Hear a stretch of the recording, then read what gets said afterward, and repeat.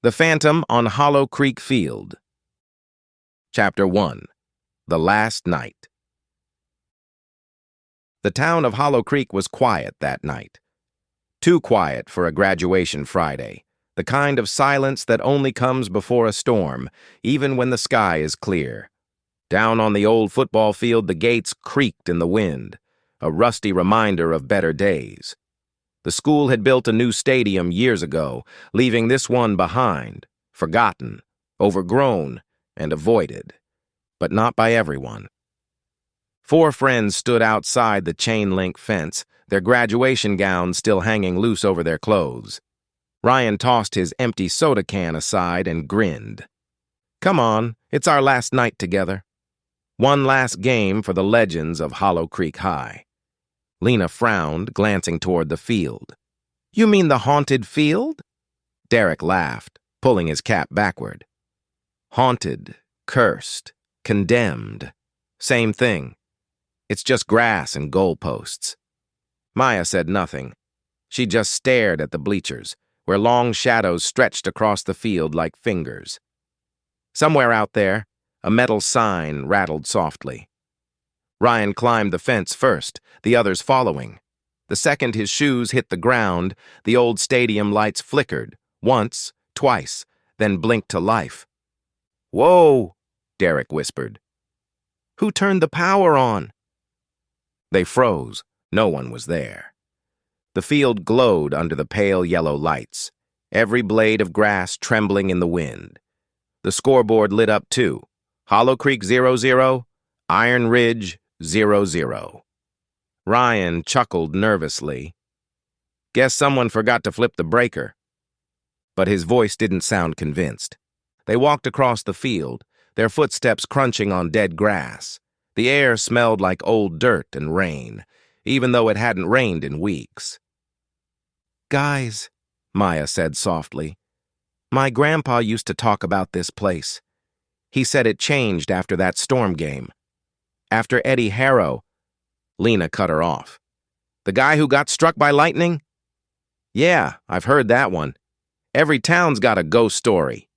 "Still," Maya whispered, "they said his spirit never left the field, that he's waiting for someone to finish the game." Ryan rolled his eyes. "Then let's finish it. Who's up for a midnight touchdown?" He jogged toward the 50-yard line and spread his arms wide. "Ladies and gentlemen, welcome to Ryan Carter's final play." Lena laughed, but it came out forced. Derek picked up a rock and tossed it toward the goalpost. It clanged and echoed for several long seconds. Then silence again. That's when they heard it. A sharp, piercing sound cut through the air, the shrill blast of a referee's whistle. They froze in place. Ryan turned slowly, scanning the field. "Who did that?" No one answered. The bleachers were empty. The air was still. And then, from far off, just beyond the glowing lights, came another sound. The sound of footsteps on the turf, heavy, slow, measured. Ryan's voice dropped to a whisper. "Is someone out there?" Another whistle, louder this time. The scoreboard flickered, the numbers changing on their own. 0-0 to 13. The red light shimmered across their faces like blood. Maya grabbed Ryan's arm. "Let's go. Now." But before anyone could move, the old stadium speakers crackled to life. A deep, distorted voice echoed through the air, dragging every syllable. "Welcome to Friday Night Football." The friends stared up at the speakers, eyes wide. Lena's voice trembled. That sounded like the old announcer. But he's been dead for years." Ryan tried to speak, but his throat was dry. The wind howled across the field, carrying the faint sound of cheering. Faint at first, then louder. Rows and rows of empty seats seemed to come alive with invisible fans, cheering, chanting, waiting. Ryan took a step back. "Let's get out of here."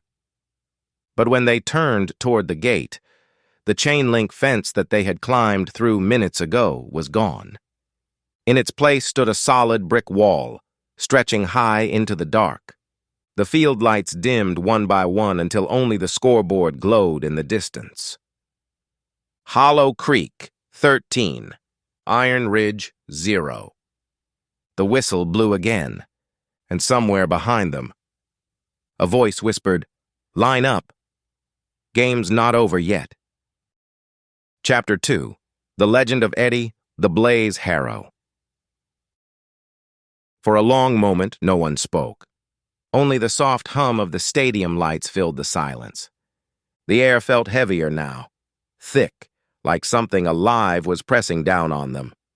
Ryan swallowed hard and glanced at the scoreboard again. 13-0, he said quietly. Wasn't that the score from the game where Eddie died? Lena frowned. You mean the championship? That was like 40 years ago. Yeah, Maya whispered. 1981. Hollow Creek versus Iron Ridge. My grandpa used to talk about it.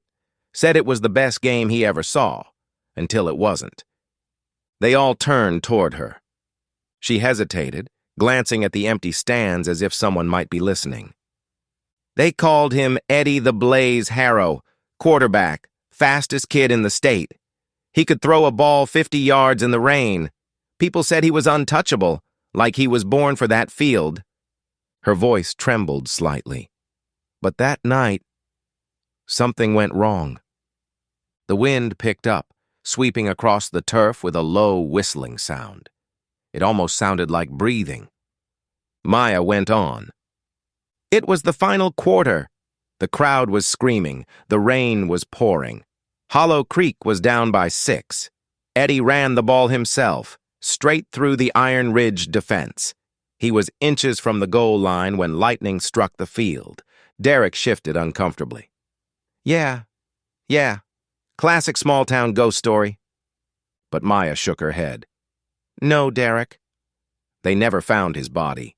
The lightning hit, the lights blew out, and when they came back on, Eddie was gone. They searched for hours, just gone. The group fell silent again. Even Derek didn't laugh this time. Lena crossed her arms, hugging herself against the cold. So what? He's supposed to be haunting the field, looking for a touchdown he never finished. That's what they say, Maya replied.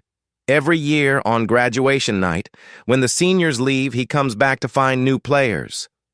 Ryan forced a chuckle. Come on, you don't really believe that. But the words didn't sound brave. They sounded desperate. A low metallic clang echoed from under the bleachers. They all turned toward the sound. Probably the wind, Derek muttered. Yeah, Ryan said, though his voice was barely a whisper. Let's, check it out anyway. They moved slowly across the field. The turf squished under their shoes, soft and wet like fresh mud, but it hadn't rained. The closer they got to the bleachers, the colder the air became. Their breath came out in pale clouds. Lena pointed. Look! Something was half buried in the dirt beneath the lowest bench, something round and metal, reflecting the stadium light. Ryan crouched down and brushed the dirt away. It was an old football helmet, cracked and rusted, its paint almost gone. But faintly, scratched into the side, were 2 letters. E.H. Maya's voice dropped to a whisper. Eddie Harrow. Ryan turned the helmet over in his hands. This can't be real. And then, from somewhere far away, they heard it. The sound of a roaring crowd. Not in the distance, not in memory, here. Now, it started softly, like the echo of an old recording. A low murmur of voices, cheers, clapping. Then louder and louder. Lena spun around, eyes wide. Where's it coming from? No one answered. Ryan stood frozen, clutching the helmet. The metal felt warm now, too warm. The speakers crackled again. 4th quarter, final play, a voice shouted, deep and distorted with static. Hollow Creek, 13, Iron Ridge, 0. The scoreboard flared bright red, flooding the field with eerie light. Maya grabbed Ryan's arm. Put it down, He dropped the helmet, and instantly, the cheering stopped. The lights dimmed. The air went still. Derek exhaled shakily. Okay. That's it. We're done. I'm not hanging around for ghost football. But before he could finish, the helmet rolled by itself across the ground, slow, deliberate, stopping at Ryan's feet. The face guard turned upward as if looking straight at him. A faint voice drifted from inside, broken and distant, like it was trapped underwater. Finish the game. Ryan stumbled back, his face pale. The helmet fell still. No one moved for several seconds. The field was silent again. But the smell of smoke and burned grass lingered in the air. Finally, Lena whispered, "We have to leave. Now." They turned toward the gate. But as they walked, the lights along the field began to flicker again, one by one, leading toward the far end zone. Maya looked up. "It's showing us where to go." Ryan hesitated, his heart pounding. "Or it's warning us." The wind rose again, carrying the faint sound of thunder. And somewhere deep beneath the bleachers, a whistle blew, long and low, like a call for the next play. Chapter 3. The Bleachers Whisper. The wind cut through the field like a knife, carrying whispers that no one wanted to hear. Ryan, Lena, Derek, and Maya stood frozen beneath the old bleachers, staring at the helmet lying in the dirt. The faint echo of that voice, "Finish the game," still clung to the air like smoke. Ryan was the first to move. He kicked the helmet aside and forced a shaky laugh. "Okay, prank's over. Somebody's got to be messing with us. Maybe the janitor or—" Maya cut him off. "That wasn't a prank, Ryan." "You heard it. You all heard it." Lena shivered. "Let's just go. Please." Derek rolled his eyes, though his voice wasn't steady anymore. "Fine. We'll walk around once and head out. Happy?" He pulled out his phone, switching on the flashlight. The beam cut through the darkness under the stands, catching dust motes in the air. Metal creaked above them as the wind whistled through empty rows of seats. Maya hugged herself. "Does anyone else feel that?" "Feel what?" Ryan asked. "Like we're being watched." The words hung in the air, and for a moment no one answered. Then Lena whispered, "Look up there." At the very top of the bleachers, a shadow was sitting perfectly still, shaped like a man, hunched forward, elbows on his knees. The stadium lights flickered, and in that split second of brightness, the figure disappeared. Ryan aimed his flashlight toward the top rows. "Hello? Anyone up there?" No response, just the wind. Derek frowned, holding up his phone. "Wait, I'll zoom in." He switched to the camera app, raising it slowly. The screen flickered as the image focused through the grainy light. And then, there it was, a figure, sitting motionless in the highest row. No face, just a dark outline wearing an old football jersey. Derek's breath hitched. "You guys see that?" Ryan glanced up, but there was nothing. Empty seats. "Derek, there's no one there." "No, dude. Look." He turned the phone so they could all see the screen. The figure was still there, sitting perfectly still. Lena's voice trembled. "Maybe it's just reflection or static." Before she could finish, the figure moved. It turned its head toward the camera, slow, deliberate, and even though its face was a blur of shadow, they could feel its eyes lock on them. The phone glitched, static crackling through the audio. Then the screen went black. Derek cursed under his breath. It just shut off. Battery's dead." He looked down at the screen again. The phone rebooted by itself, then showed the camera image for just 1 second before dying again. In that single second, a streak of red light flashed across the field. Maya gasped. "What was that?" Ryan turned toward the 50-yard line. The turf shimmered faintly, like heat rising from asphalt, even though the night was cold. The scent of burnt grass filled the air. Lena whispered, "It smells like fire." Ryan nodded slowly. Like lightning struck here. The stadium lights flickered again. This time, the shadows seemed to move with the light, sliding closer, bending toward them. A voice crackled over the old speaker system, barely audible through the static. "Fourth down. Play it clean." Derek took a step back. "Nope. Nope. I'm done." But the path back to the gate was darker now. The lights there had gone out completely. Something metallic rolled across the field, stopping near their feet. Another helmet.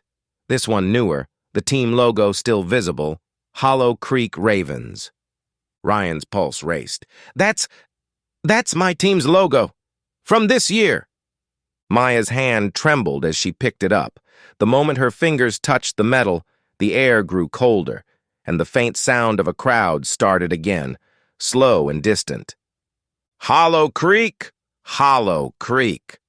The chant was rhythmic, ghostly, carried by the wind like an echo from decades ago. Ryan looked around in panic. "We're leaving."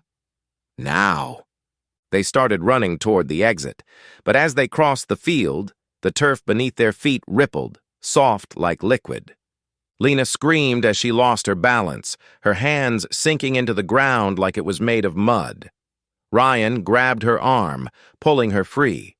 When she stood up, her hands were black, smeared with ashes. And faintly in the darkness, a voice whispered from beneath the turf, "Kickoff begins." The whistle blew again, long and sharp. Then the lights across the bleachers all turned on, revealing rows of ghostly shapes sitting silently in the stands. They weren't moving. They weren't breathing. They were watching. Maya's voice cracked. "Ryan, I think the game just started." Chapter 4. Game night never ends. The whistle still echoed through the night, bouncing off the bleachers and bleeding into the wind.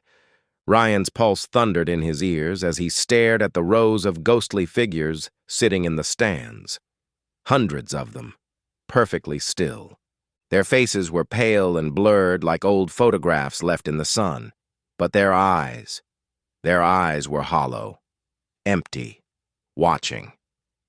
Lena gripped Ryan's arm so tightly her nails dug into his skin. "Tell me I'm not seeing this?" Ryan didn't answer. He couldn't. The scoreboard buzzed and flickered again. Hollow Creek, 0.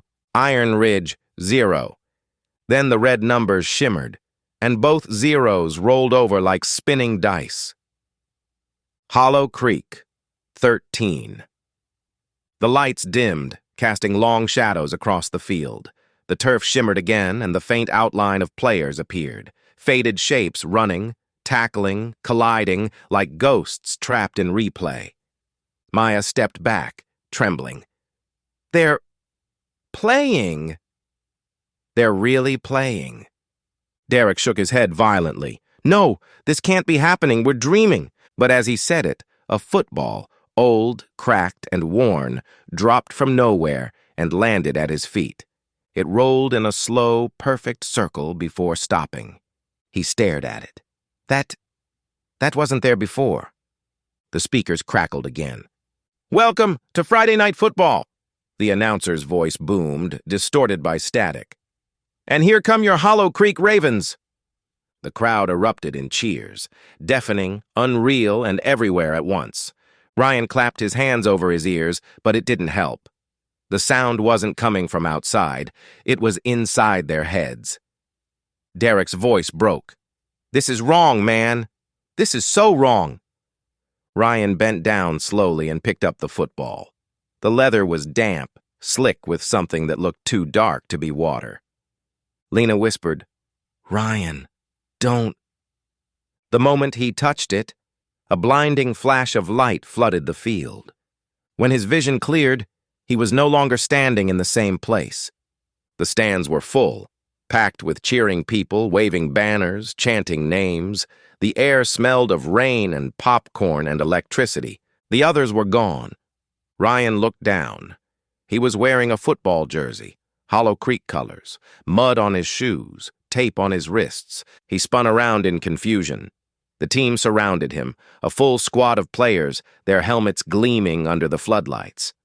But something was wrong with their faces. Behind the visors, there were no eyes, no mouths, just shadow. A whistle blew again. The voice of the announcer roared, "Final play of the game! Harrow takes the snap!" Ryan turned, and there he was. Eddie the Blaze.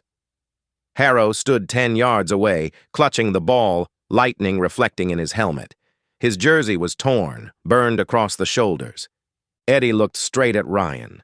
And even through the face guard, Ryan could see his eyes, glowing white like fire. Eddie spoke without moving his lips. "Finish the game." Then everything snapped. Ryan gasped, stumbling backward. He was back on the empty field again. The ghostly players were gone. The stands were silent. Only his friends remained, staring at him in horror. "Ryan!" Lena cried. "You just vanished!" "You were gone for like a minute." Ryan's breath came in short gasps. I saw him. Eddie Harrow. He was right there." Maya's voice shook. "What did he say?" Ryan hesitated, glancing toward the scoreboard, now showing the same score again. Hollow Creek, 13. Iron Ridge, 0. "He said," Ryan swallowed, "he said to finish the game." The lights above the goal post flickered 3 times, once for each word. Derek looked around frantically. "I'm not staying here another second." "This is insane." He turned to leave, but the exit gate slammed shut with a metallic bang, locking itself. Over the speakers, the announcer's voice came again, now warped and breaking apart with static. "Don't leave the field until the clock runs out." The scoreboard clock lit up, glowing bright red. 12 o'clock. It started counting down. Ryan whispered, "What happens when it hits 0? Maya's face was pale. "I think that's when the storm comes." As if on cue, thunder rolled across the sky. The first drops of rain fell, cold and heavy. Lena pointed toward the far end zone. "Look!" There, in the flashing light, stood a single figure, helmet on, shoulders squared, holding a football tight against his chest. Eddie Harrow. The ghost raised his arm, and the lights on the field blazed bright again. The whistle blew, and the phantom game began. Chapter 5. The Locker Room. The rain came fast, thick pounding sheets that soaked the field in seconds. Lightning flashed, white and violent, lighting up the phantom players for just an instant before they vanished into mist. Ryan shouted over the storm, "This way! We need cover!" They sprinted toward the old locker room, their footsteps splashing through puddles that hadn't existed a minute ago. The air smelled of ozone and burned turf. The door was half open, creaking on its rusted hinges. Maya hesitated at the threshold. "Does anyone else feel like we're walking into a trap?" Ryan forced a grin that didn't reach his eyes. "Would you rather stay out there with them?" No one answered. They stepped inside. The locker room was cold, not just from the rain, but with a stillness that felt wrong. Their echoes bounced off cracked tiles and peeling paint. The air was heavy with the scent of mold and old sweat, like time itself had rotted in here. "Look at this," Lena whispered, brushing dust from a row of lockers. Each one was dented and rusted, but the nameplates were still visible. S. Miller, T. Cross, E. Harrow. Maya froze. E. Harrow, that's his. Derek laughed nervously. "You've got to be kidding. The ghost's locker? Come on, no way this is still here." But Ryan stepped closer. The metal locker was covered in scratches, long, deep marks that looked more like claw swipes than rust. A faint symbol had been carved into the door, a lightning bolt. Ryan touched it, and the locker rattled violently. "Whoa!" Derek jumped back. "What the hell was that?" The noise stopped instantly. The room fell silent again. Lena's voice was small. "Maybe there's something inside." Ryan glanced at the lock. It was old, but still intact. He kicked it once, twice, and it snapped open with a sharp clink. The door creaked open. Inside, hanging from a rusted hook, was an old Hollow Creek jersey, number 13. Eddie's number. It swayed gently, though there was no wind. On the top shelf sat a football, faded, water-stained, but perfectly round. Underneath it, a small, leather-bound notebook. Maya reached for the ball first. The moment her fingers brushed the leather, a droplet fell from it, thick and dark. She looked down at her hand. It wasn't rainwater. It was red. "Oh, my God," she whispered. The ball slipped from her grasp and hit the floor, splattering dark liquid across the tiles. Derek backed away. "Okay, that's it. I'm done. We're out of here." But the door slammed shut behind them before he could move. The metallic echo rattled the whole room. "Who did that?" Ryan yelled, spinning around. No one answered, but somewhere, faintly, a whistle blew. The sound wasn't coming from the field anymore. It was inside the building. Lena's flashlight flickered as the overhead lights buzzed to life one by one, filling the locker room with an unnatural glow. Maya picked up the notebook with trembling hands and opened it. The pages were stained, the ink faded, but one line stood out, written in shaky, desperate handwriting. "Finish the game. Or never leave." The lights dimmed again. Somewhere above them, the pipes groaned, dripping water that sounded like footsteps on tile. Ryan's voice was low. "He wrote that before he died." A loud thud came from the showers in the back, then another, like someone was walking, slowly, dragging cleats across wet floor. Maya's eyes widened. "He's here." The shadows at the far end of the room began to move. A faint outline, tall, broad-shouldered, stepped through the darkness. A flicker of lightning illuminated a cracked helmet and a scorched jersey. Number 13. Ryan whispered, "Eddie." The ghost stood still for a moment, head tilted slightly, as if remembering something. Then his voice echoed through the locker room, distorted and distant. "You took my place," Derek screamed, grabbing Ryan's arm. "We have to go." The door handle twisted on its own and burst open. Rain and wind howled through the doorway. They bolted out into the storm. Behind them, the lights in the locker room flickered wildly, and the sound of that whistle followed them into the night. Chapter 6. The Playbook. The rain outside hadn't stopped. It came down in a steady roar, flooding the bleachers and turning the football field into a shallow lake of mud and lightning. The group took shelter beneath the announcer's box, a rusted platform barely holding itself together. Ryan was still clutching the soaked notebook they'd taken from Eddie Harrow's locker. Maya couldn't stop staring at it. He said, "Finish the game or never leave." What does that even mean? Ryan wiped water from his face. Maybe it's just a superstition. You know how athletes are. Derek shook his head. Superstition doesn't lock doors by itself, man.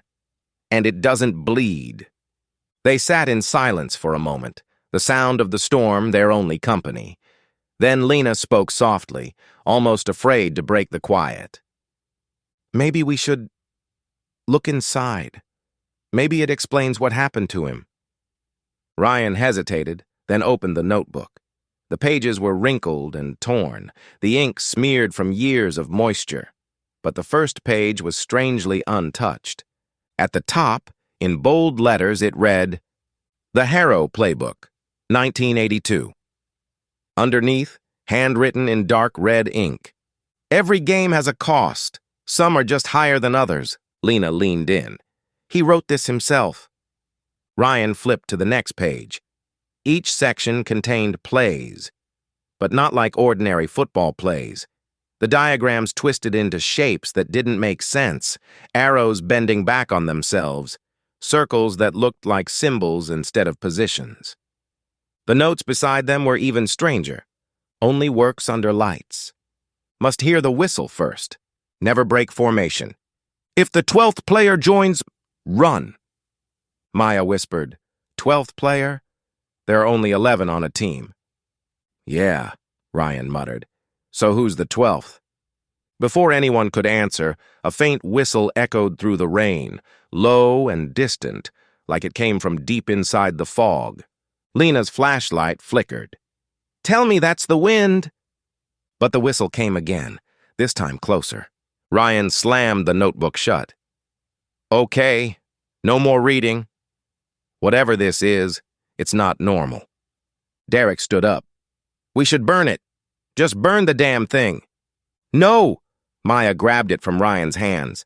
If this is connected to what happened to Eddie, maybe it's the only way to stop it. Ryan frowned. Or it's the reason he's still here. Lightning flashed again, and for a split second the field below lit up. They all saw it at once, 11 shadowy figures standing on the 50-yard line, perfectly still. Their heads turned, all at once, toward the announcer's box. Derek stumbled backward. They're back! They're back! Ryan's hands shook as he held the notebook. It says they only appear when the play starts. Then don't start it! Maya shouted. But the page beneath his thumb glowed faintly, red ink pulsing through the soaked paper like veins. And then, from somewhere beneath the bleachers, the sound of a football hitting the ground. Thump, thump, thump, each bounce louder than the last. When it finally stopped, a voice whispered through the storm, low and clear enough for them all to hear. Huddle up. Ryan dropped the playbook. The whistle blew again, sharp this time. Lena screamed, They're moving! The shadow players started to run, forming into a formation on the field, an exact mirror of the play drawn in the notebook. Maya's voice trembled. He's making them play the game again. Ryan picked up the playbook, his fingers shaking. We have to finish it, or he'll never stop. Derek grabbed his arm. Ryan, don't you dare! But Ryan was already turning the page, eyes wide, mouth whispering the name of the next play. The ground beneath them trembled. A blinding flash lit the sky. And somewhere out in the darkness, a voice roared through the storm, a voice filled with rage and sorrow. You took my field! Chapter 8. Overtime. The stadium lights burned white against the storm clouds, humming with unnatural power. The field was a swamp of mud and fog, but the ghostly players didn't seem to notice. They stood perfectly still, waiting for the next play. Ryan was among them, motionless. His eyes glowed faintly, hollow reflections of the lights above. The number 13 shimmered across his chest, flickering like static. Maya, Lena, and Derek stood on the sideline, drenched, terrified, and helpless. Maya clutched the playbook in both hands. The pages were pulsing faintly with red light now, the ink crawling across the paper like it was alive. Listen, she shouted over the wind. He's using the book. It's controlling them. Every play that's called happens on the field. Lena shook her head, voice trembling. Then stop reading it. I'm not. It's reading itself. The pages flipped violently, as if blown by invisible hands, until it stopped on one titled Overtime. Drawn in blood-red ink was a single formation, the same one Eddie Harrow's team had run the night he died. Derek stepped closer, squinting through the rain. That's the play, isn't it? The one that went wrong. Maya nodded. Coach Harris said he got hit head-on. The lights blew out, and he never got up again. The whistle blew. The sound tore through the night like a blade. The phantom quarterback, Eddie's ghost, crouched behind his center. The rest of the shadow players leaned in. The fog around them rippled like waves. Ryan twitched. His voice, or something inside him, shouted, Blue 42, set, hike! The play exploded into motion. 11 ghostly players crashed forward, their forms breaking apart into streaks of lightning and smoke. Ryan sprinted with them, his movements sharp, mechanical. When he hit the 50-yard line, the field beneath him cracked open, thin veins of red light spreading under his feet. Maya screamed his name. "Ryan, you have to fight it!" But he didn't hear her. He couldn't. The whistle was louder than everything now. Derek grabbed Maya's arm. "If that play killed Eddie, maybe if we finish it again, the curse ends." Lena's eyes widened. "Finish it? You mean go out there?" He nodded grimly. Somebody has to take his place. Someone living. Before anyone could argue, Derek jumped the railing and ran onto the field. "Derek!" Maya shouted after him. But he didn't look back. He slid through the mud, waving his arms, trying to get Ryan's attention, or Eddie's. "Hey! You want a 12th player? Take me!" The fog thickened instantly. The phantom players froze mid-play. The lights flickered, humming like a swarm of bees. Then, the whistle blew again, slower this time. Eddie's figure turned toward Derek. His burned face tilted slightly, that ghostly smirk, never leaving. "You think you can finish what I couldn't?" The voice echoed, layered and broken. Derek swallowed hard. "Maybe not. But I'm not letting you take him." For a moment, nothing happened. Then Eddie threw the football. It cut through the air like a bullet, solid, real, and hit Derek square in the chest. He stumbled back, catching it by instinct. The ball burned cold against his skin. Maya screamed from the sideline. "Don't drop it! You can end it. You have to score!" The ghostly players turned in unison and began charging toward him. Their cleats tore into the ground, splashing mud and sparks of red light. Derek clutched the ball tighter and ran. It felt endless, like the field stretched farther with every step. The fog coiled around his legs, trying to drag him down. The air filled with whispers, chants, the echo of an invisible crowd. "Harrow! Harrow! Harrow!" He looked up and saw Ryan ahead of him, standing still at the end zone. His eyes flickered, his voice whispering faintly, "Finish it, Derek." Eddie appeared beside him, half-transparent, holding a whistle to his cracked lips. Derek pushed harder, sprinting the last few yards. He could feel the ground splitting under him, the storm screaming overhead. And then, he crossed the goal line. Lightning struck the goalpost. The field went completely white. For a moment, there was silence. The fog evaporated. The phantom players vanished like smoke in sunlight. The air was still. Derek fell to his knees, gasping, the football still clutched in his arms. Did it work?" Lena ran out to him, tears mixing with the rain. "You did it." "You finished the play." But Maya wasn't smiling. She was looking toward the far end of the field, where Ryan had been. He was still there, standing perfectly still. The lights flickered again, one by one. Ryan turned slowly toward them. His hoodie was gone, replaced by an old Hollow Creek jersey. "Number 13. Maya's voice cracked. "Ryan?" He smiled faintly, but it wasn't him anymore. The whistle hung from his neck. He lifted it to his lips and blew. The sound echoed through the empty bleachers.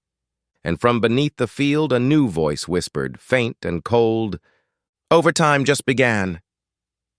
Chapter 9. The scoreboard. After the storm passed, the field was eerily quiet. Mud and puddles reflected the dim glow of the old stadium lights.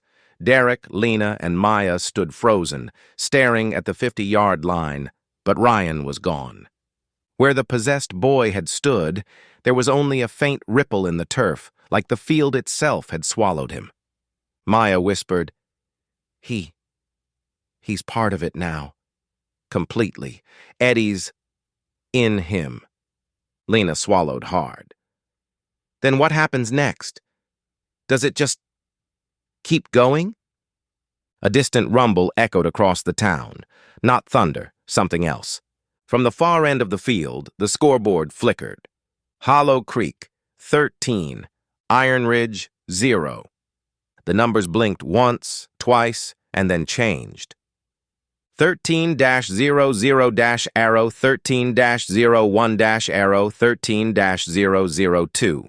The red glow painted their faces. Each second felt heavier than the last, vibrating in their chests. What does that mean? Derek muttered, voice shaking. Maya's eyes widened.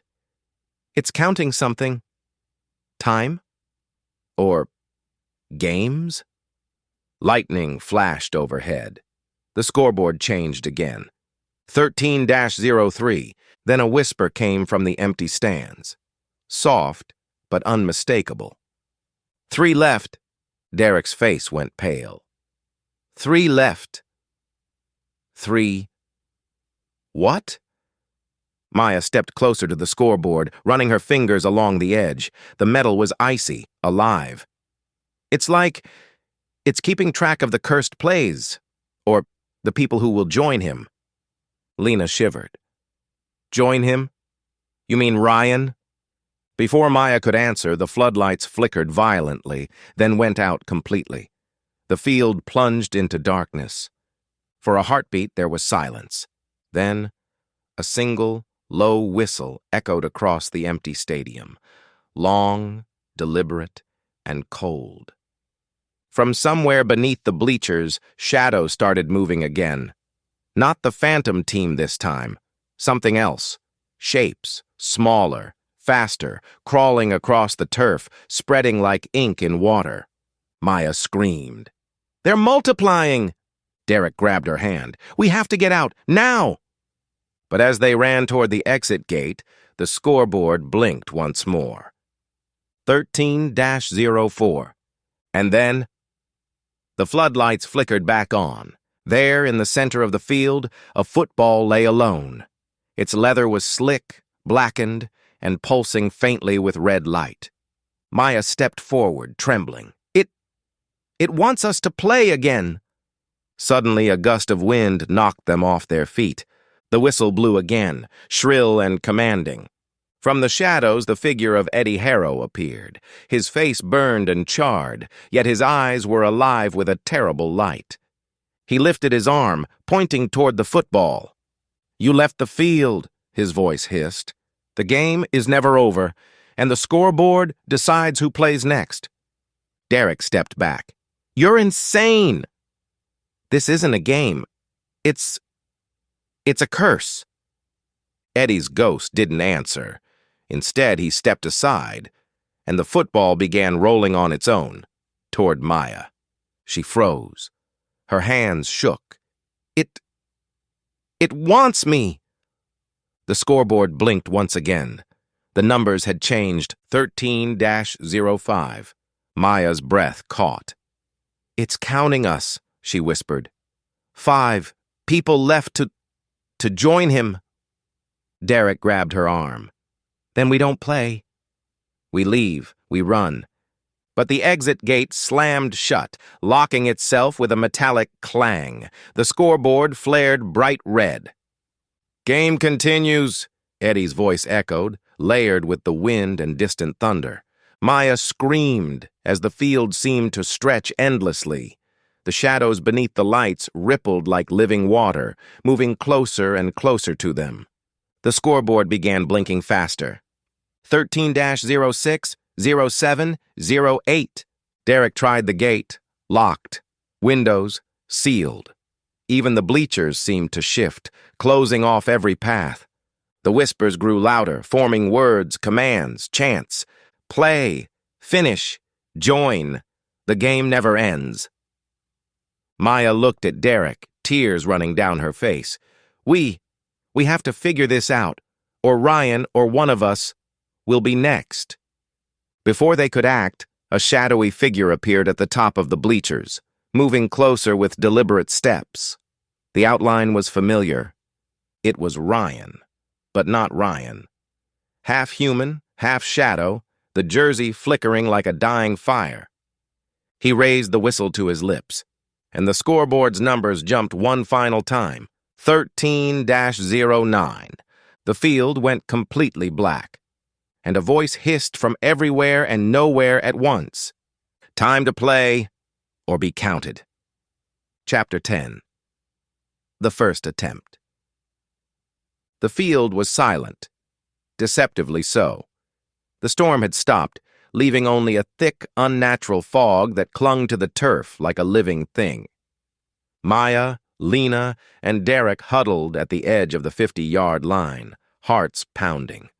Their clothes were soaked, shoes caked with mud. Every breath seemed to echo through the empty stadium. Maya held the soaked playbook tightly against her chest. "We have to try it. There's no other way. We have to play their game, the one Eddie started, or Ryan, or whoever comes next. We'll be trapped forever." Lena shook her head. "Are you insane? We barely made it out alive last time. And we're not athletes, not like them. What if it kills us too?" Derek exhaled sharply. "We're not getting another chance. Look at the scoreboard." Above the field, the board flickered. 13-10. The red numbers glowed brighter than ever. 10 more. 10 lives, 10 turns, Maya whispered. "It's counting down." A low whistle echoed across the field. Not from above, not from the stands, but from the ground itself. Then the shadows appeared. Faint shapes of players forming along the 50-yard line. 11 figures, as perfect and still as statues. "Remember," Maya said, her voice shaking, "we follow the plays exactly. The book said, every motion, every step. No improvising." Derek groaned. "Great. I can barely throw a football, let alone act possessed." They moved into position. Maya read from the playbook, her voice trembling. "Blue 42 set, hike." The shadows sprang into motion. Their bodies were jerky, unreal, like puppets made of smoke and lightning. And then Ryan stepped onto the field. Or rather, the figure that looked like Ryan. His glowing eyes followed them, body stiff and obedient. Lena gasped. "It's him! He's controlling the game now." Maya gritted her teeth. "No, he's trapped, and we're the only ones who can finish it." Derek stepped forward, holding a cracked football. "Okay. Here goes nothing." The whistle blew again, sharp, commanding, impossible to ignore. The shadows surged forward, colliding in a ghostly reenactment of the final play from decades ago. Maya watched as Derek ran across the field, dodging phantom tackles. His heart pounded in his chest, breath ragged, muscles screaming. Every step felt like he was moving through water. Then, the impossible happened. A shadow hand shot out, grabbing Derek's ankle. He stumbled, crashing to the ground. Lena screamed. "Pull him free!" Maya sprinted forward, grabbing his wrist, yanking him back. His eyes were wide with terror, not just from falling, but from the grip of something not there. Derek shook, panting. It's like the field itself doesn't want us to win." The shadows closed in again, faster this time. Ryan's ghostly form raised the whistle, and the fog thickened around them, curling like serpents.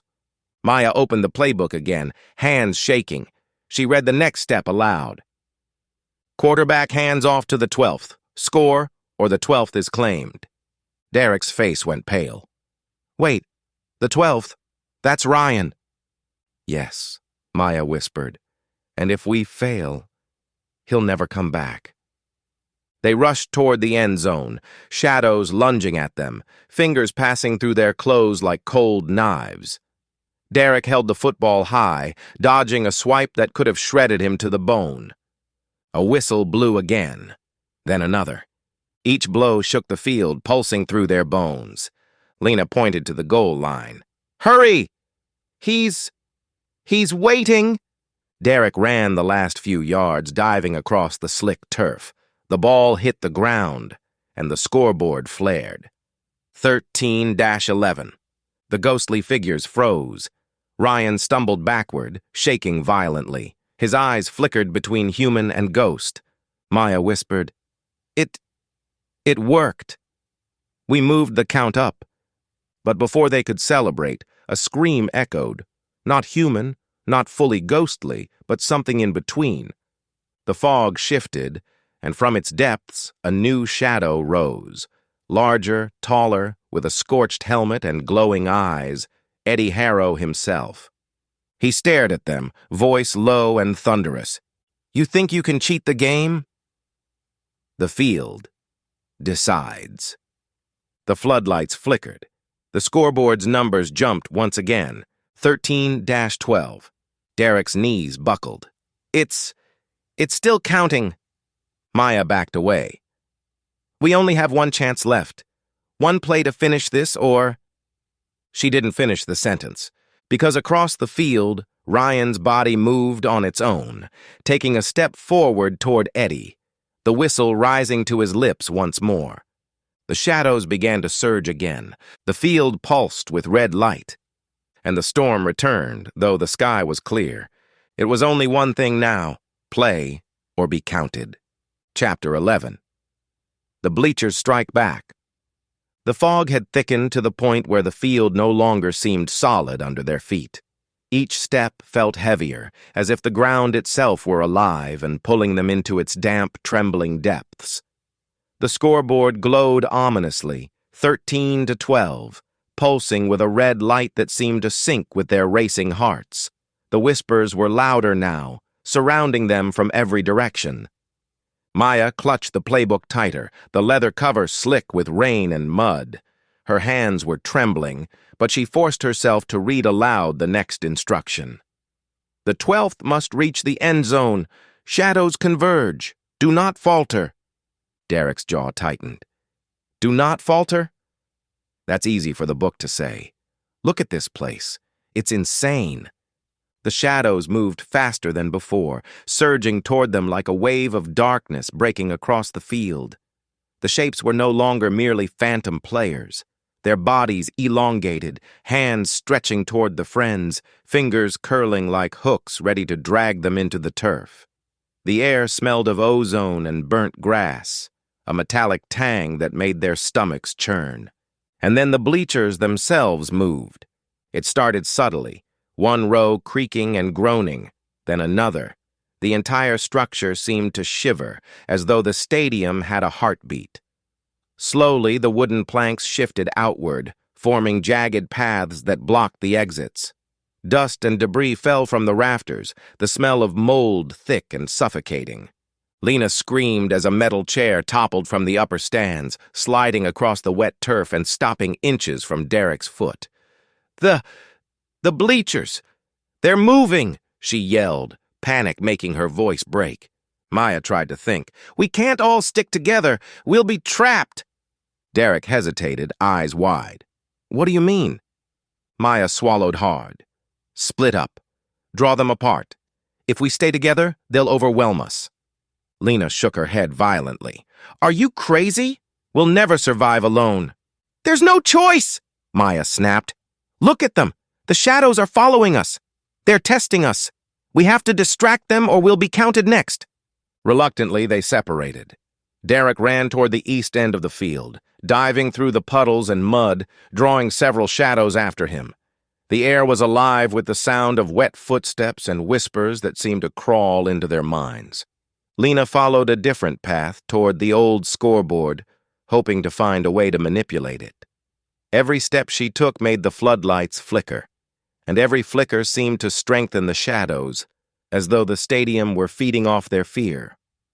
Maya stayed near the 50-yard line, gripping the playbook and repeating the instructions under her breath. Her eyes scanned the ghostly figures of Ryan and Eddie Harrow, the two most dangerous presences on the field. Ryan's glowing eyes followed her every movement, and she realized with a chill that he wasn't entirely himself anymore. The shadows surged closer to her, and she felt the air press down like water. Every breath was heavy. Every heartbeat sounded like a drum inside her skull. One of the ghostly figures lunged at her, not fast, but relentless, and she had to dive sideways to avoid being swept into the mud. Above, the bleachers groaned again, sending a cascade of wooden planks and metal debris clattering down onto the field. One row collapsed entirely, sending a cloud of dust and splinters into the air. The sound was deafening, but it didn't stop the whispers. If anything, the chanting grew louder. Play, finish, join. The game never ends. Maya realized with horror that the stadium itself was alive, a massive, malevolent presence. The shadows weren't the only threat. Every structure, every plank, every rusted railing seemed ready to collapse on them at any moment. From across the field, Derek's voice screamed, high-pitched and frantic. "Maya! Lena! Help! I'm trapped!" Maya ran toward him, mud sucking at her boots. She saw the shadows dragging him toward the end zone, and Ryan, the possessed 12th player, was moving in perfect sync with Eddie Harrow, whistle in hand. Her breath caught. She knew if Derek was forced into the end zone, he'd be counted. Another number would be added to the scoreboard. Lena appeared beside her, having narrowly avoided falling debris. "We have to pull him free!" she shouted. Maya nodded, and together they lunged for Derek. But the shadows moved like water, separating them instantly. Derek was yanked backward, disappearing into the fog as the ground beneath him seemed to open. Maya's scream pierced the night, and for a moment even the shadows froze, as if the field itself was aware of their determination. Then Eddie Harrow appeared again, hovering above the field like a specter of flame and shadow, his scorched face twisted into a smile. "You can try," he whispered, voice rolling across the stadium like thunder. "But the field always wins." The scoreboard flickered violently. 13-13. Maya froze. Her stomach dropped. They were halfway to being counted. The bleachers shifted again, forming jagged shapes that boxed them in. The shadows surged forward, faster this time, their smoky limbs lashing like whips across the field. Maya's hands shook on the playbook, knowing they had to complete the play, save Derek and survive. Or the next number would be someone else, maybe Lena, maybe her. And in that moment, with the storm still alive in the fog, she realized the stadium wasn't just haunted. It was a predator, and they were its prey. Chapter 12. Into the Shadows. The fog hung thick, suffocating and alive, curling around the twisted skeleton of the Hollow Creek Stadium. Every step Maya took sank into mud, each one slowing her down, as though the field itself resisted their escape. The scoreboard blazed above them, 13-13, bright red, pulsing with a heartbeat that matched the rhythm in her chest. Derek had vanished somewhere into the fog, dragged by shadowy hands. Maya's vision narrowed. The distant screams of her friends were muffled by the oppressive air, the echoes twisting into whispers she couldn't quite understand. "Play! Finish! Join!" Lena grabbed her arm, voice tight with fear. "We have to go after him. Now! The longer we wait, the stronger it gets." Maya nodded, clenching the playbook. The pages trembled in her hands as if alive, red ink crawling like veins across the diagrams. Every word seemed to pulse with power. "The 12th must reach the end zone. Do not falter." They stepped forward together, and the fog thickened so much that they could barely see their own feet. Each step echoed like it was being repeated 1,000 times in the darkness around them. And then, from the mist, came the first shadow.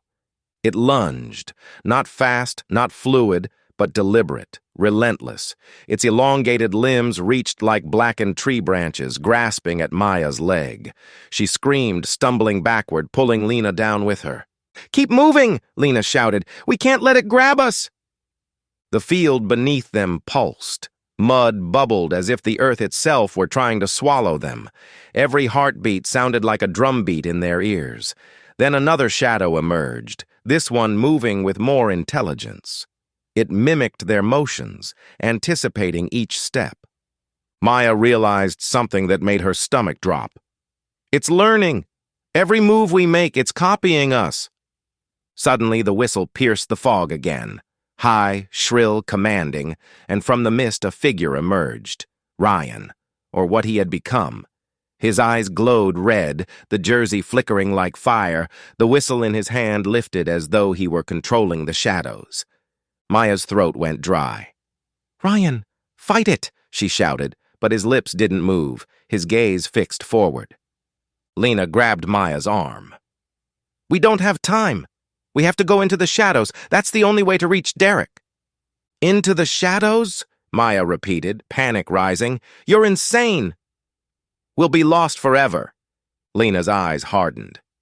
"Better to risk being lost than counted. Come on." They ran, plunging into the densest part of the fog, the black tendrils of shadow lashing at them, tearing at their clothes, their skin. Every step was agony. The field seemed to resist, dragging them down, slowing them, whispering in their ears, "Join! Join! Join!" And then they saw him. Derek, trapped in a circle of shadows at the center of the field, the football floating just above his chest, glowing faintly red. His face was pale, eyes wide with terror. Maya gasped, "We have to pull him out!" But as they ran toward him, the shadows thickened, forming walls of black mist that towered higher than the stadium lights. The whispers became screams, echoing in every direction, disorienting them. Lena shouted, "The playbook! Use it! Follow the instructions exactly!" Maya opened it. The pages trembled violently. She read aloud, her voice shaking but firm. "Form the huddle. The 12th may not falter. Move as one. Reach the end zone or be counted." As if obeying the words, the shadows recoiled slightly, creating a narrow path. They ran through it, mud and water spraying from their boots, hearts pounding. Derek reached for Maya's hand, and together they pulled him free, stumbling backward through the fog. But then the whistle blew again, louder this time, and Ryan stepped forward, his glowing eyes fixed on them. The shadows surged, faster, smarter, and the fog wrapped around Ryan like a living cloak. Maya felt the playbook pulse against her chest. A single sentence glowed brighter than the rest. "To save one, sacrifice another's fear." Her blood ran cold. She didn't fully understand the meaning, but instinct told her it was the key. She gritted her teeth and stepped forward, lifting the book high, reading the words aloud with all the force she could muster. The shadows froze mid-lunge. Ryan staggered, the glow in his eyes flickering. And then, as if the field itself groaned, the fog began to retreat, spiraling upward and outward like smoke caught in a storm. The scoreboard blinked violently, 13-14. Maya realized with a chill that they had survived. For now. But Ryan's figure still stood at the edge of the shadows, whistle in hand, hovering, watching, waiting. The storm around them seemed to quiet for a heartbeat. The field pulsed faintly beneath their feet, alive but momentarily subdued. Lena wiped mud from her face, voice shaking. "That was too close. We can't stop now, not until we finish the game." Maya's hands trembled as she clutched the playbook. The ink was still crawling. Every page pulsed with red light. She whispered to herself, almost a prayer. "We have to finish it. We have to finish it before it's too late." And somewhere far above the fog, a voice carried across the empty stadium. "The game has only begun. One play at a time, until all are counted." The shadows began to reform, rising slowly, patiently, waiting for the next move. Maya, Lena, and Derek exchanged a glance. They were soaked, exhausted, terrified. But they were still alive. For now. And they knew the true nightmare was only just beginning. Chapter 13. The End Zone. The fog had thinned slightly, but the field still seemed alive, breathing beneath their feet. Mud squelched with every step, water slapping against their shoes, yet the shadows moved with perfect precision, waiting for any mistake.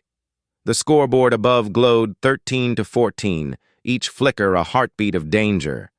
Maya, Lena, and Derek huddled near the 50-yard line, trembling but resolute, The soaked playbook was clutched tightly in Maya's hands, its pages glowing faintly red, the ink crawling like veins across the diagrams. "We have to finish it," Maya whispered, voice trembling. "We have to play the entire sequence exactly as it says, or Ryan, or someone else, will be counted next." Derek nodded, muscles tense. "Then let's do this. One play at a time." The shadows stirred. Ryan stood at the edge of the fog, the whistle in his hands, his glowing eyes locked on them. Above him, Eddie Harrow's ghost hovered, blackened face twisted in a malicious grin. The air smelled of burnt ozone and iron. The field seemed to hum with anticipation, ready to punish any mistake. Maya read aloud from the playbook. "Form the huddle. Trust the play. Step into the end zone together. The 12th is waiting." The shadows moved forward in unison, 11 figures forming the familiar formation. Derek gripped the football, heart pounding as the whistle blew, sharp, commanding, echoing in every direction. He ran, pushing through the mud, the wind whipping rain and fog into their faces. Every step felt heavier, as if the field itself tried to pull him down, to crush his momentum. The shadows surged, reaching for him with outstretched limbs, their fingers passing through his clothes, chilling his skin. "Don't falter!" Maya shouted, guiding Lena and herself in formation behind him. Her voice echoed across the field, barely audible over the whispering fog. "Step into the end zone together. Step into the end zone together." Ryan stepped forward, moving in perfect sync with Eddie Harrow. The whistle rose to his lips, a sound that cut through the air like a knife. Derek's knees buckled for a moment, but he forced himself onward, clutching the ball like his life depended on it. The first shadow collided with him, its limbs wrapped around his torso like steel chains, pulling him backward. He screamed, but Maya and Lena lunged, yanking him free just in time. The shadow recoiled, hissing, retreating into the fog. "Keep moving!" Maya yelled. "Don't stop! One step at a time!" The fog thickened again. Mud and debris flew in every direction as the shadows reformed, surging faster this time, smarter, like predators circling their prey. Every glance over her shoulder made Maya's heart skip a beat. Ryan's glowing eyes followed them, unwavering. They reached the 30-yard line. Derek's boots sank into the muck. A shadow lunged from the side, catching his shoulder. He twisted violently, falling forward but still clutching the football. Maya grabbed his hand, pulling him upright, mud splattering over both of them. "Almost there!" Lena shouted, pointing toward the end zone, barely visible through the mist. The whistle blew again, louder, and the floodlights flickered violently, casting moving shadows that seemed to leap from the field itself. Eddie Harrow hovered above the goal line now, arms crossed, eyes blazing with malice. Derek sprinted the last 10 yards, every muscle screaming in pain, the wind and fog swirling around him like living entities. The end zone seemed impossibly far, stretching farther with every step. The red glow of the scoreboard flickered 13 to 15 as if counting their struggle. He dove. Mud and water splashed, and the football hit the end zone with a wet thud. The whistle cut through the air, piercing and triumphant. For a moment, everything froze. Ryan staggered back, clutching his head. The glow in his eyes flickered, half human, half ghost. Eddie Harrow's figure hovered silently, the grin fading into something darker, angrier. Maya gasped, clutching the playbook. We did it! We finished the play!" But the field didn't feel safe. The scoreboard blinked violently, red light pulsing like a heartbeat, 13 to 16. Maya froze. It's still counting." Ryan's body trembled. His lips moved in a whisper. "One play at a time." Then Eddie's voice echoed across the stadium, layered, omnipresent, chilling. "You think one play ends the game? The end zone is only the beginning. The field decides who stays and who is counted." The shadows surged again, not toward Derek or Maya, but outward, spreading across the field, consuming the fog. The stadium itself groaned, bleachers creaking, metal twisting. Maya and Lena backed away, pulling Derek with them. Every instinct screamed to run, but the field pulsed beneath their feet, alive and ready to trap them. And somewhere in the distance, from the far end of the field, the scoreboard blinked once more. 13-17. Maya swallowed hard. The game wasn't over, not even close. And from the fog, Ryan's eyes glowed brighter than ever, whistle raised high, waiting for the next play. Chapter 14. Halftime. The rain had stopped, but the fog still lingered over Hollow Creek Field, thick and heavy, curling around the bleachers and goalposts like fingers of a restless spirit. The field seemed to pulse faintly beneath their feet, red light from the scoreboard 13-17 reflecting in their wide, terrified eyes. Maya, Lena, and Derek huddled together near the 50-yard line, mud soaking their shoes, water dripping from their hair and clothes. The whistle's echo still lingered in their ears, a haunting reminder that the field wasn't done with them. "We need to catch our breath," Maya said, voice trembling but steady. She clutched the playbook, its red-inked pages crawling faintly, alive with warnings. "We need to figure out exactly what we're dealing with before we try the next sequence." Lena shivered. "Figure it out?" "We're soaked, muddy, half-frozen, and the ghost of a dead football legend is trying to drag Ryan into some kind of permanent possession. What else is there to figure out?" Derek rubbed his eyes, breathing heavily.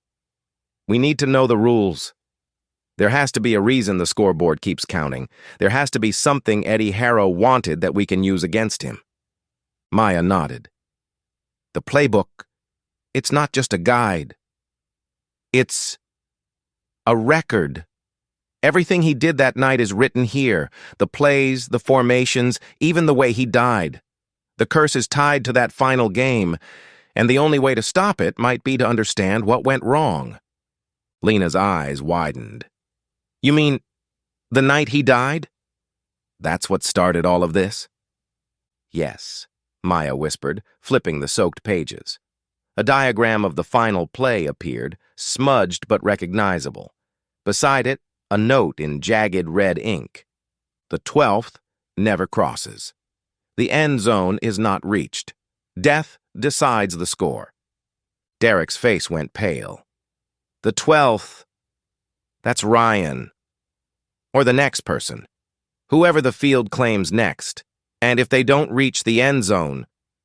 Maya swallowed hard. "They're counted. They disappear, or worse. They become part of the field, part of Eddie's team." The fog thickened suddenly, moving like a wave. Shapes began to stir in the distance, faint, dark figures shifting among the shadows of the bleachers. The stadium was alive, breathing, listening. "Look," Lena whispered, pointing toward the scoreboard. The numbers blinked. 13-18. Red light washed over them, almost hot to the touch, pulsing in sync with the whispers in the fog. Maya's stomach twisted. "It's counting down, or up, something." Each successful play, each attempt, seems to change the numbers. Whoever the field claims next. We don't know what happens. But the more plays we make, the closer we get to finishing the curse, or losing someone forever. Derek ran a hand through his wet hair. "So we're supposed to play the game again, exactly as Eddie did, but we don't even know all the rules. That's insane." Maya nodded grimly. "That's why we need strategy. The fog, the shadows, the bleachers, they respond to fear. If we panic, they get stronger. If we move deliberately, follow the book, maybe we can control it." Lena shook her head. "Control it? How? We're not athletes. We're kids who barely know the plays. And Ryan, he's still him, but not him. The whistle, the shadows. He's trapped between worlds." Maya stared at the pages. "There's a note here about the whistle. It says, 'The 12th hears the call. The field obeys. To free him, the call must end. Derek frowned. End the call? You mean, stop the whistle? Yes, Maya said, but it's not just stopping it. Whoever controls the play has to finish the sequence exactly, or the field will claim them. We can't fail or the number keeps climbing, and Ryan, or someone else, will be lost. The fog pulsed around them like it had a heartbeat, and from the shadows, Ryan's faint glowing figure appeared again, far across the field. The whistle lifted to his lips. He was still trapped, part ghost, part boy. Lena whispered, almost to herself, "We're running out of time." The field, it's counting each play, each movement. We can't just survive, we have to end it. Maya nodded. And that's why we need a plan. Each step, each pass, every motion has to be exact. If we hesitate or make a mistake, it won't just take Ryan. It could take all of us. Derek swallowed hard, looking at the glowing scoreboard, the wet turf, the shadows creeping in from the bleachers. One chance. That's all we've got. One chance to save him and ourselves. The wind howled through the stadium, carrying whispers of the past, chants, cheers, screams from decades ago. The scoreboard pulsed 13-19, and the fog seemed to tighten around them, pressing closer, alive with anticipation. Maya closed the playbook, gripping it like a lifeline. Halftime is over. The next sequence begins. And this time, we're not just running a play. We're fighting for Ryan, for us, for anyone who might ever set foot on this field again. The whistle blew faintly in the distance. Not the sharp call from Ryan, but a low, menacing echo, as if Eddie himself were breathing it across the empty stadium. The field waited. The scoreboard glowed brighter. Shadows stirred, and the game was about to continue. Chapter 15, Fourth Quarter. The fog had thinned just enough to make out the goalposts in the distance, but the field still pulsed beneath their feet, alive and malevolent. The scoreboard blazed 13-19, red numbers flickering like a heartbeat, echoing the racing pulse in Maya's chest. Maya, Lena, and Derek formed a huddle, mud and rain plastering their hair and clothes. The playbook glowed faintly red, each page vibrating as if it were alive, urging them forward. "This is it," Maya whispered. Fourth quarter. We either finish the sequence, or someone gets counted. And I don't mean just Ryan. Derek clenched the football, his fingers slippery with mud. Then let's move. One play at a time. We stick together, follow the book exactly, and we survive. The shadows surged at the edges of the fog, twisting, elongating, mimicking every step they took. From the far end of the field, Ryan's figure glowed red, whistle raised to his lips. Every movement was mechanical, eerie, controlled by Eddie Harrow's ghostly will. The whistle blew, shrill, commanding, cutting through the air like a knife. Maya read aloud, voice shaking but firm. Quarterback hands off. Run the end zone. 12th must not falter. Shadows converge. Derek bolted, mud flying beneath his boots, carrying the football. The shadows lunged after him, their limbs like dark, jagged ropes trying to ensnare him. One shadow wrapped around his ankle, pulling him down. He stumbled, but Maya and Lena grabbed him, yanking him free. The fog twisted around them, coiling like serpents, the air heavy with whispers. Join! Finish! Be counted! Derek's lungs burned, muscles screaming, but he ran faster. The goalposts drew closer, the end zone looming like a portal to salvation or damnation.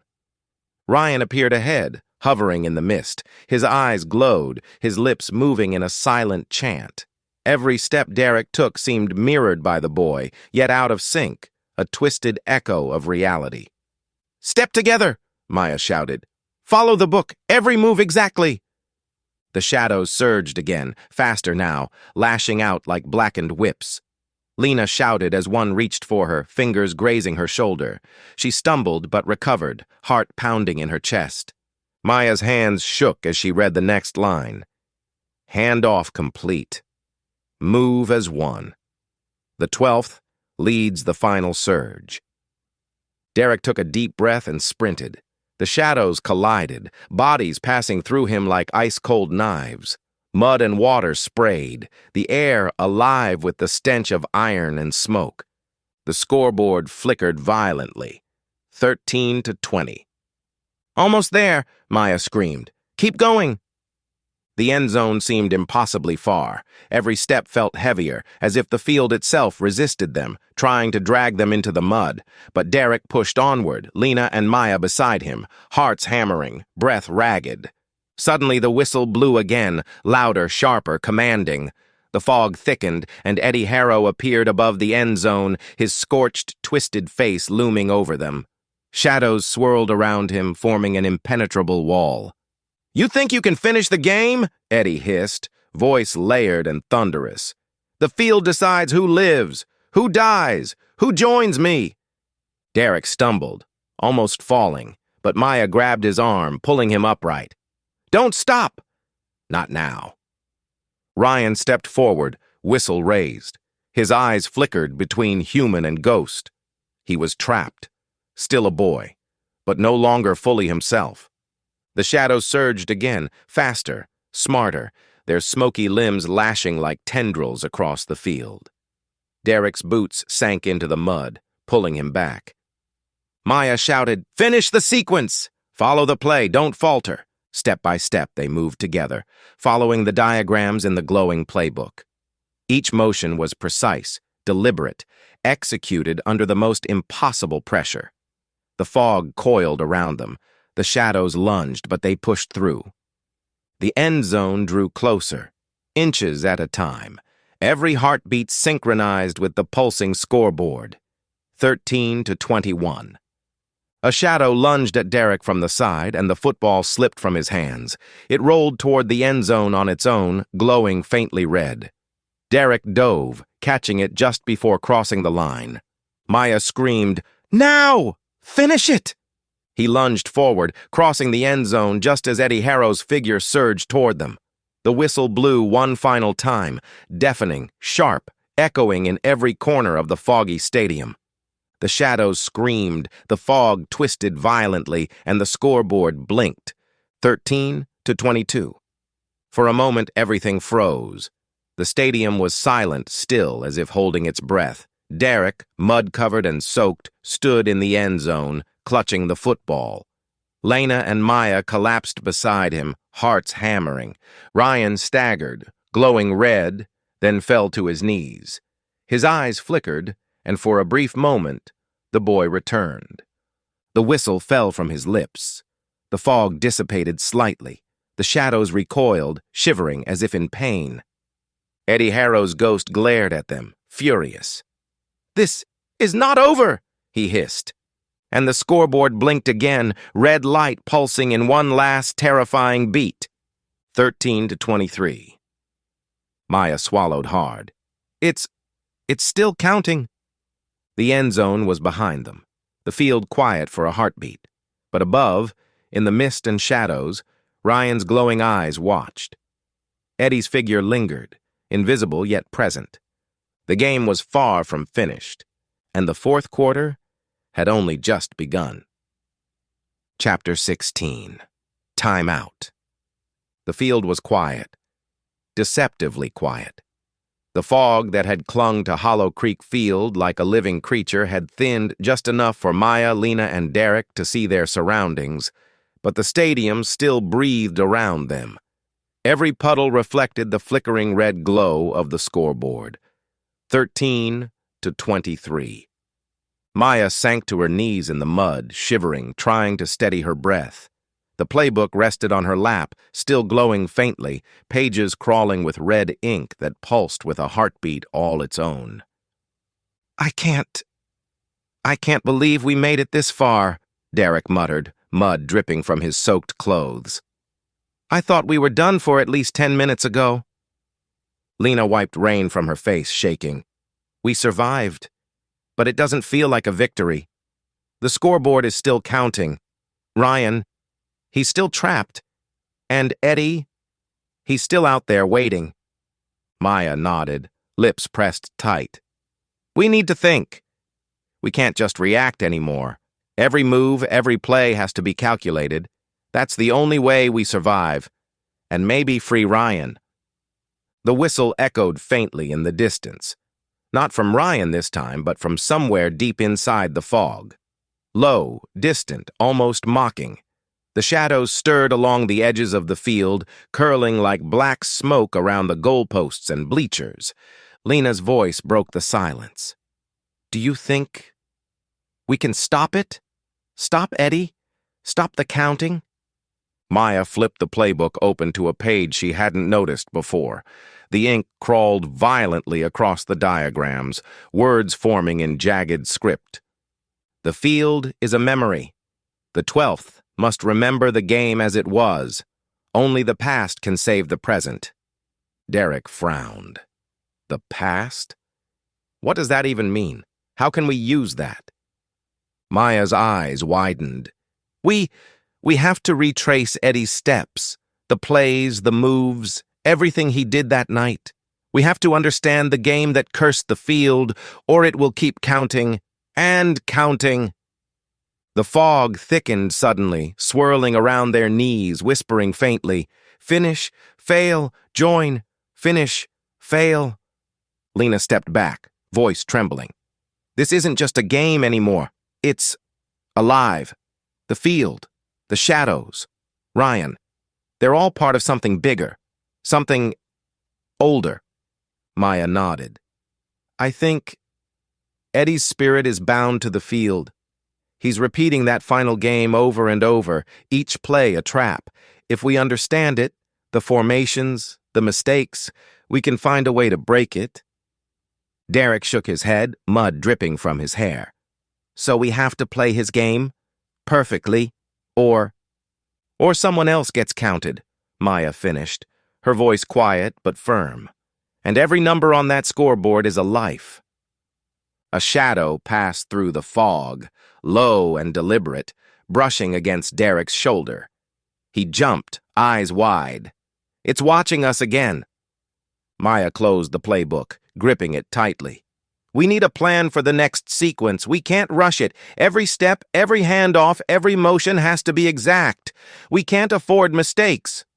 Lena swallowed hard, looking toward the far end of the field. And what about Ryan? He's somewhere in the fog, trapped in the middle of it all. If we mess up, we'll lose him forever. The scoreboard pulsed violently. 13-24. Red light splashed over the field, reflecting off the wet turf and their wide, terrified eyes. Maya exhaled slowly, her teeth clenched. Timeout's over. The next sequence starts soon. We need to regroup, follow the book, and be ready. Eddie's waiting, Ryan's trapped, and the field? It's alive. It's a predator. But this time, we won't be fooled. Derek nodded, gripping the football like a lifeline. Then let's do it. One play at a time. We survive. And we finish this game. The fog twisted and swirled, shadows moving closer, the bleachers creaking as if alive, and in the distance a low whistle began to sound, faint at first, then growing louder, echoing across the field. Maya swallowed hard. It's calling us. The fourth quarter isn't over, and this is the real test. The scoreboard blinked violently one last time, 13-25. The game was far from over, and from the shadows, Ryan's faint, glowing figure watched, waiting, trapped, and terrified, a reminder that failure was not an option. Chapter 17. Final Drive. The fog pressed against them like a living wall, thick and cold, curling around the goalposts, the bleachers, and the field itself. Every step sank into mud, water slapping their boots, yet the stadium seemed to breathe around them, alive, waiting. The scoreboard pulsed 13-25, red numbers flashing like the heartbeat of a monster. Maya, Lena, and Derek huddled near the 50-yard line, drenched, exhausted, hearts hammering, breath ragged. The playbook glowed faintly in Maya's hands, its pages crawling with ink that pulsed like veins. "This is it," Maya whispered, voice trembling but resolute. "The final drive."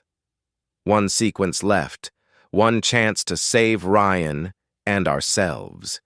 Derek gripped the football like it was a lifeline. "Then let's move." One play at a time. No mistakes. From the fog, Ryan's figure emerged. His eyes glowed bright red, the whistle raised, every motion precise and mechanical. Eddie Harrow hovered above the end zone, scorched face twisted in a cruel grin, shadows writhing around him like living snakes. The whistle blew, shrill, deafening, commanding. Maya read aloud from the playbook, "Huddle. 12th leads. Shadows converge. Move together. End zone or be counted." Derek bolted, mud and water splashing behind him. The shadows surged, elongated limbs lashing like black whips, grabbing at him. One caught his shoulder, pulling him down, but Maya and Lena lunged, yanking him free. The fog twisted, curling like serpents, whispering, "Join! Finish! Fail! Be counted!" Step by step they moved, following the playbook exactly. Derek clutched the football as if his life depended on it, because it did. The shadows lunged, swiped, and twisted, but each motion in the book pushed them forward, inch by agonizing inch. Ryan's eyes glowed brighter, his whistle raised. He stepped forward as if compelled, the shadows around him surging with renewed energy. Eddie's figure above the end zone laughed, a sound that rolled like thunder across the field. "You think this is over? You're playing my game, but the field decides the outcome." The shadows surged again, faster, smarter, lashing at them from every angle. Lena stumbled, caught by a smoky limb, and Maya grabbed her just in time, pulling her upright. Mud caked their clothes, rain soaked them to the bone, but they pressed forward. Maya's hands shook as she read the next line. "Quarterback hands off. 12th must cross. Shadows strike but do not falter. End zone awaits." Derek sprinted the last 20 yards, muscles burning, lungs screaming. The goalposts loomed ahead, red light reflecting off the wet turf. Every heartbeat sounded like a drum in their ears, every step heavier than the last. A shadow lunged from the side, wrapping around Derek's ankle. He fell, mud splashing, but Lena and Maya pulled him free again. The whistle shrieked, and Ryan staggered, glowing red, but his eyes flickered, a moment of the boy trapped inside. Maya shouted, "Now! End zone! Step together!" Step by step, they crossed the final 10 yards. Derek lunged, football in hand. Shadows collided with him, fingers brushing his skin like icy knives, but he kept moving, one final push through the fog and mud. The end zone drew closer. Eddie's figure descended, shadows writhing around him, dark and alive. "You cannot win!" he roared, voice echoing, layered, omnipresent. Derek dove. Mud and water exploded around him as he crossed the line. The whistle blew one final time, piercing, echoing, deafening. The shadows screamed, twisting and writhing, then recoiled violently. The scoreboard blinked, 13-26. For a heartbeat, everything froze. The fog hung still, the field quiet, the stadium holding its breath. Derek lay in the end zone, soaked, trembling, clutching the football.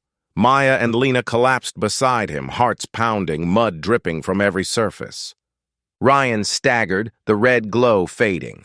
His lips moved in a whisper, and for a fleeting moment, the boy returned. He blinked, confused, then collapsed, human again. The whistle dropped from his lips. The shadows dissipated slowly, curling back into the fog, muttering faintly, "One play at a time. One play at a time." Eddie Harrow's figure hovered above the end zone one last time, furious. His face twisted in rage, then faded into the fog, leaving only the echoes of his voice. The field always watches. The game never ends. The scoreboard blinked one final time. 13-27. Maya swallowed hard. It's over. For now. But the field was alive beneath their feet. The fog whispered in every corner. The stadium creaked, as if holding back a final secret. Derek looked up at Ryan, now fully himself, trembling but alive. We did it. He's okay. Lena shivered, glancing at the fog. For now. But the field. It's still here. Watching. Maya closed the playbook, clutching it tightly. We finished the final drive. We survived the game. But Hollow Creek, it's not done. Not ever. And above them, the scoreboard pulsed faintly, red light reflecting off the wet turf, a reminder that the field was patient, waiting for the next game. Chapter 18. After the whistle. The rain had stopped completely, leaving the field slick and glistening under the pale moonlight. Fog still lingered, curling along the sidelines and clinging to the bleachers, but the oppressive weight that had pressed down on Hollow Creek Field seemed lighter. For now. The scoreboard still glowed red, 13-27, pulsing faintly like a slow heartbeat. Maya, Lena, and Derek sat on the wet turf, mud and water dripping from their clothes, catching their breath. Ryan lay nearby, shivering, finally free of the red glow that had haunted his eyes all night. For the first time since the game began, they felt a small measure of relief. We actually did it, Derek muttered, voice shaky. I can't believe it. Lena nodded, still glancing nervously around the foggy stadium. I mean, we survived, but the field, it's still here, watching, waiting. Maya clenched the playbook tightly, the pages now calm, ink settling into static lines. The drive is over. Ryan's free. But Eddie Harrow, he's still part of this place. The field isn't just haunted. It's alive, and it remembers. A sudden movement caught their eyes. A shadow flickering across the bleachers, darker than the fog, moving faster than any natural shape could. It paused, then disappeared. The stadium groaned, metal twisting somewhere high above. Derek's voice trembled. Do you think it's still him? Eddie. Maya shook her head slowly. I don't know. Maybe. Or maybe it's the field itself echoing his will. Either way, we can't stay here. They struggled to their feet, mud sucking at their boots, and began moving toward the exit. But then Maya noticed something strange near the center of the field. A faint red glow pulsing under the mud where Derek had crossed the end zone. She knelt, brushing away the dirt. Beneath the surface, she saw the outline of a football, blackened, cracked, and glowing faintly. Symbols were etched across its surface, strange runes that twisted and shifted when viewed from different angles. Lena leaned closer, voice barely a whisper. What is that? Maya swallowed hard. I think that's the final piece, the object that started it all. Eddie Harrow's last possession, his anchor to the field. Before they could react further, the fog shifted violently. A low, guttural whisper echoed through the stadium. The game never ends. The field takes all. Ryan froze, eyes wide. I feel it again. Something's moving. Inside me. Derek grabbed his arm. No! You're free. Don't... But the red glow from the football pulsed stronger, shadows rising from the turf around it. The ground beneath them quaked slightly, a reminder that Hollow Creek Field was not done. Maya gritted her teeth. We need to move it. Take it out of the field. That's the only way to stop whatever this is. As she reached for it, A shadow surged toward her, a tendril of darkness lashing like a whip. She yelped, diving aside, mud spraying in every direction. Lena and Derek joined her, trying to shield her as the fog thickened again. The scoreboard flickered violently, 13-28. A shiver ran down Maya's spine. The field is counting again. "Run!" she shouted, grabbing the football. "We need to get off this field before it traps us again!" They sprinted toward the exit, shadows lashing and twisting around their legs, the fog pressing close, but the red glow from the football pulsed with a strange, almost sentient light. Just as they reached the tunnel, Maya glanced back. In the center of the field, faintly glowing, Eddie Harrow's figure appeared, arms crossed, face twisted in fury, then faded into the fog. The scoreboard blinked one last time, pulsing in sync with the beat of the field. 13-29. Maya's stomach dropped. "It's not over. It's counting again." Lena gasped. "We survived the drive. We saved Ryan. But if that football is still here, the field isn't done with us. Or anyone else." The three of them stood at the edge of the tunnel, soaked, exhausted but alive. Yet in the distance, the fog shifted, red light pulsing faintly from the center of the field, whispering, "One day, one play, the next score." And the shadows never stopped watching. Chapter 19. The Locker Room. The fog had begun to retreat slightly as Maya, Lena, Derek, and Ryan stumbled into the old abandoned locker room beneath the stadium. The concrete walls were cracked and damp, the lockers rusted, peeling paint flaking onto the wet floor. Every sound, a drip of water, the creak of metal, echoed like a scream. "I don't like this," Lena muttered, shaking, her eyes scanning the shadows. "We've barely escaped the field, and now we're down here?" Maya held the glowing playbook close to her chest. "We need answers. The field isn't done. And that football, it's the key. There's something here about Eddie Harrow, about the night he died." Ryan followed silently, still shivering, his eyes darting to every shadow. I feel it too. The field, it's still in me. I don't know how, but I can feel its pull." Derek sighed, rubbing his face. "We survived the field, the shadows, everything out there. And now we're supposed to solve a 100-year-old mystery in a locker room?" Maya ignored him, flipping through the playbook.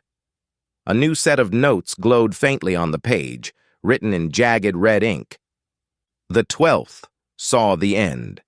The score must be made right. Only the truth releases the field." She read aloud. "The score must be made right. Only the truth releases the field. I think we need to know exactly what happened the night Eddie Harrow died. The final game, the mistakes, the betrayal, all of it." The locker room seemed to shiver, the lockers groaning as if acknowledging her words. A cold breeze swept through, carrying whispers. "Remember, the 12th, the final play, the score." Lena pointed to a locker at the far end. "Look, that one. It's different." Maya approached. The locker was slightly ajar, blackened and scorched, the metal twisted. She pulled it open, revealing a dusty journal inside, leather cracked and brittle. As she opened it, the pages glowed faintly red, revealing a first-hand account written by Eddie Harrow himself. Ryan leaned over her shoulder. "That's, him. That's Eddie. It's real." Maya read aloud, voice trembling. "I was the 12th man. The final game. The score would decide everything. And I failed. They all laughed when I missed the final play. The coach yelled. My teammates abandoned me. I wanted to prove them wrong. I wanted to win. I died trying to take back the game. But the score didn't end. It haunts the field. And now, it waits for the next." Lena shivered. He didn't just die. He became the field. The curse started because he couldn't let go. Derek ran a hand through his wet hair. So the field, it's Eddie. And Eddie is the score. That football, the playbook, it's all part of him. Maya nodded slowly, eyes scanning the journal. Another note glowed faintly. To end the cycle, the 12th must play with truth. Fear corrupts. Courage releases. The score must be completed willingly, not forced. Ryan's voice shook. You mean, I need to... What? Relive the game? Finish it properly? Maya nodded grimly. Not just you, Ryan. All of us. We need to understand the plays, the mistakes, the final moments. We need to complete Eddie's game with the right choices this time. Otherwise, the field never lets go. A sudden sound echoed through the locker room, a low whistle, soft but unmistakable. The shadows in the corners of the room shifted, stretching along the walls. Lena whispered, fear rising in her voice. It knows we're here. It's watching, waiting. And if we fail... The scoreboard in the distance flickered, red numbers glowing through the fog. 13-30. Maya clenched the playbook tightly. We're running out of time. The field is still counting. The next sequence, the final play, has to be perfect, or someone could be counted forever. The shadows seemed to lean closer, and Ryan shivered, eyes glowing faintly as the field's influence tugged at him. Derek swallowed hard, looking around the locker room. So, what's the plan? How do we finish this? How do we stop the field? Maya's gaze hardened. We play the last game, together. Every move has to be exact, every fear resisted, and we do it willingly, not because we're forced. That's how we release Eddie. And the field. A sudden gust of wind slammed the locker doors shut, echoing like a thunderclap. The journal glowed brighter, red symbols writhing, pulsing like a heartbeat. The whispering grew louder. The 12th, the score, the final play, the end. Maya swallowed hard, voice barely a whisper. It's not just a game anymore. It's life or being counted. And we're the next players. The locker room went silent, the shadows frozen, but the red glow from the journal pulsed steadily, a reminder that the final play was waiting. The fog had thickened again, rolling across Hollow Creek Field like a living tide. The stadium loomed silently, shadows stretching long under the flickering lights, and the scoreboard pulsed ominously. 13-30. Every beat of the red numbers felt like the pulse of the field itself, alive, counting, waiting. Maya, Lena, Derek, and Ryan stepped onto the slick turf, hearts hammering, mud clinging to their boots. The playbook glowed faintly in Maya's hands, the red ink pulsating like veins. The cursed football rested at midfield, blackened and etched with glowing runes, humming faintly as if it had a heartbeat of its own. This is it, Maya whispered, voice steady despite the fear that twisted her stomach. The final play, the last sequence. We either finish this, or someone is counted forever. Ryan looked down at the football, his eyes wide and red-tinged from the lingering possession. I feel it. The field. It wants me. It wants the score. Derek gripped the ball tightly. We stick together. Every move, every handoff, every step has to be perfect. We play with courage, not fear. The fog swirled violently, shadows rising like dark waves. From above the end zone, Eddie Harrow's figure descended, twisted face contorted in rage, arms stretched wide. The shadows coiled around him, merging with the fog, moving with predatory precision. You cannot win, Eddie hissed, voice layered and omnipresent. The field decides. The score is mine. The whistle blew, deafening, sharp, slicing through the fog. Maya read aloud from the playbook. Huddle. 12th leads. Fear is weakness. Courage moves the end zone. Step together. Finish the game. Derek sprinted forward, football in hand.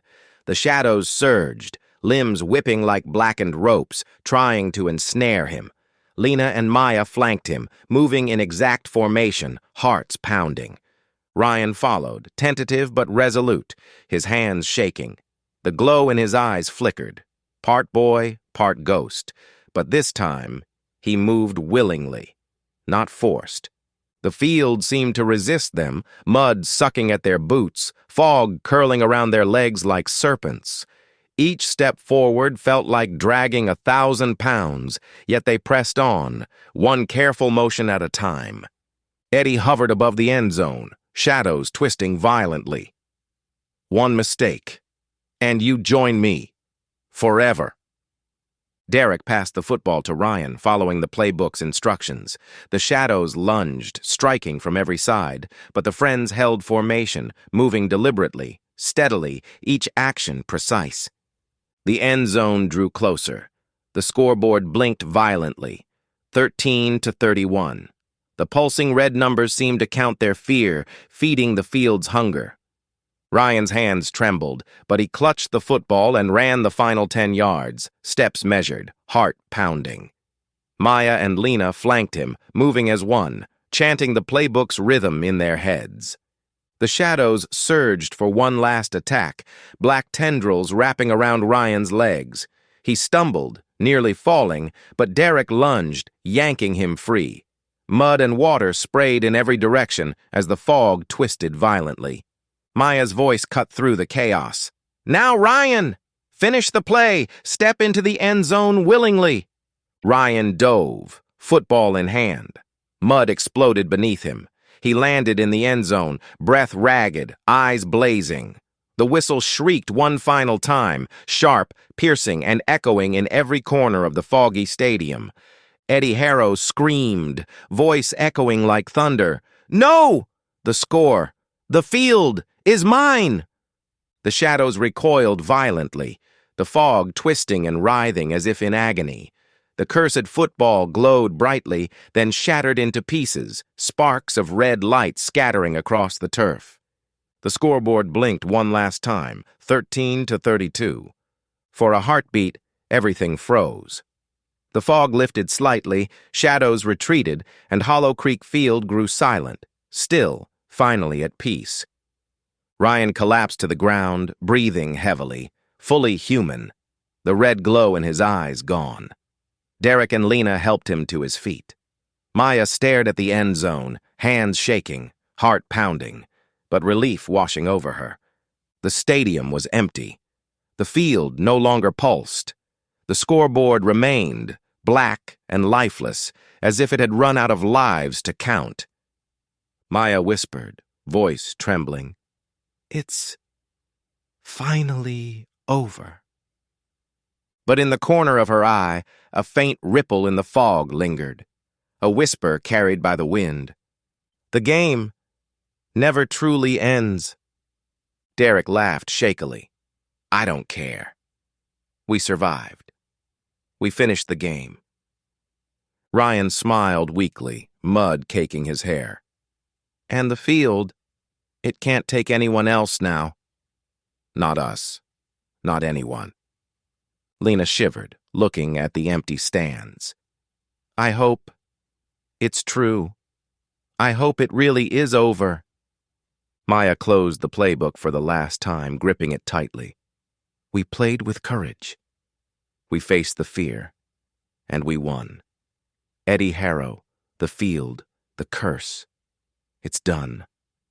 For the first time in hours, silence fell over Hollow Creek Field. No whispers, no shadows. Just the soft patter of dripping water, the night air, and the survivors. 4 friends who had faced a century-old curse and lived to tell the tale. The scoreboard remained dark and lifeless, a final score etched in the history of the haunted stadium, 13-32. And somewhere in the distance, the faint echo of a whistle vanished into the night, leaving only the sound of victory and relief.